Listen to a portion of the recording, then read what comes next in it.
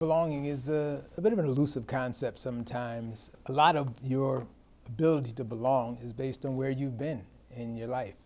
And if you come from an environment that is different than quote unquote mainstream America, it's kind of tough immediately to feel like you belong. You have to feel like you have to prove yourself almost every day.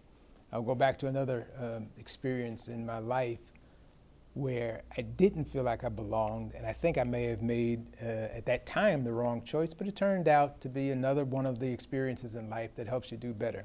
As a senior in high school, I was invited to meet with the dean of Yale to see whether or not they would accept me and admit me into the school.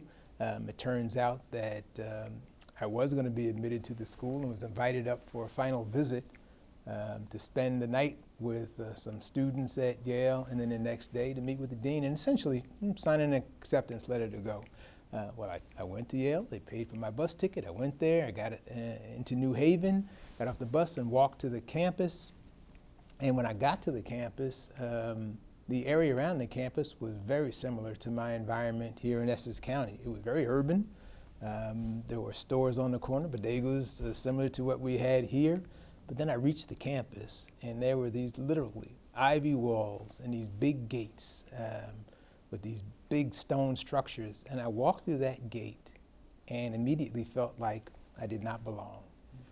I did stay overnight, and the next morning I got up and I did not go to the dean's office. I went back home because I felt so out of place and so much like I could never belong in a place like that, that it was one of the times where I deselected. And at that moment, I thought that was the best thing for me to do. I have learned since that that was probably not the best idea in the world. They wrote me later to find out what happened and to see if I wanted to come back, and I did not.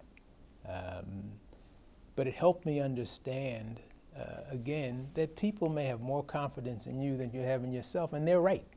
And you're wrong, and you have to take some risks in order to make it to where you want to be. But I didn't do so. So that is one of the things we talk about failure.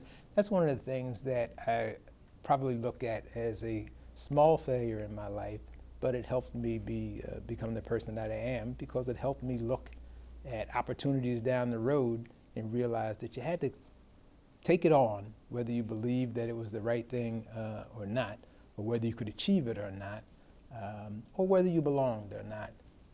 Time will tell whether or not you belong. And quite frankly, wherever you are, you belong if you want to be there.